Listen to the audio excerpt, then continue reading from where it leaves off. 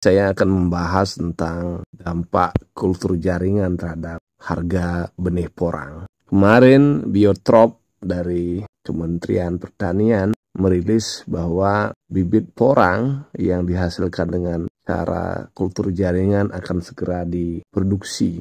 Namun dari pihak Biotrop sendiri akan menggunakan pihak ketiga untuk menjualnya. Artinya dia bekerja sama dengan perusahaan untuk menjualnya kepada perusahaan yang lain. Tentunya kultur jaringan ini kan berpengaruh terhadap harga benih porang di pasaran. Beberapa petani yang menghasilkan benih katak porang maupun umbi dan spora mengeluhkan akan hal ini. Beberapa teman juga menanyakan kepada saya akan hal itu. Apa yang akan terjadi? Apakah katak porang tidak akan ada yang membeli? Atau paling tidak harganya akan drop? Kalau kita berkaca dari cerita porang ini, bahwa budidaya porang itu sudah sejak lama. Dia berawal dari tanaman hutan yang kemudian dibudidayakan di hutan melalui perusahaan hutan negara Indonesia atau Perhutani. Kemudian dibudidayakan ditegakkan, artinya ditegakkan di bawah naungan, baik di bawah pohon sengon, jati maupun tanaman lain. Kemudian ada beberapa mencoba di lahan terbuka, akhirnya berhasil. Nah, setelah Paidi melakukan percobaan-percobaan dan dia menjadi YouTuber, porang ini menjadi viral di mana-mana. Apalagi ketika Kick Andy mewawancara dia menghasilkan umbi produksi senilai 1 miliar dalam 1 hektar per 2 musim. Ini menjadi booming luar biasa. Nah, menyebabkan harga katak menjadi mahal. Kemarin di harga 370.000 per kilogram ketika tahun 2020.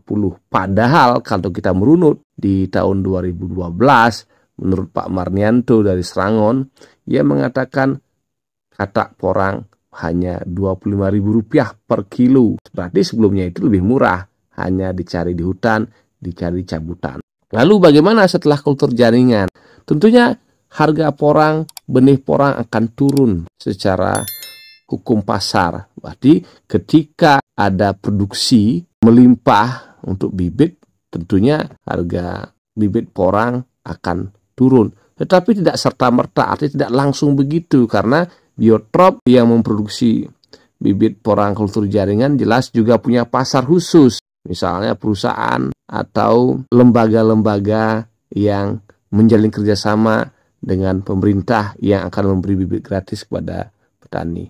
Nah, artinya bisnis porang ini dalam konteks benih dia masih menjanjikan 3-4 tahun ke depan. Tetapi setelah itu terjadi kesetimbangan baru. Artinya harga benih bisa diturunkan. Bisa saja dia sama di harga 25.000 5 tahun ke depan. Pengembang kultur jaringan ditanya dari Biotrop, ia mengatakan bahwa bisa saja kita melakukan penelitian bagaimana katak porang yang besar, khususnya katak porang super yang ada di dahan utama, kita akan olah menjadi makanan superfood layaknya umbi porang. Tetapi tentunya ini perlu penelitian lebih lanjut. Artinya selalu ada perkembangan di dunia porang ini. Nah, apakah kita khawatir akan berbudidaya porang karena benih porang, karena kultur jaringan akan murah, orang semakin banyak membudidayakan porang, harga produksinya murah? Tidak.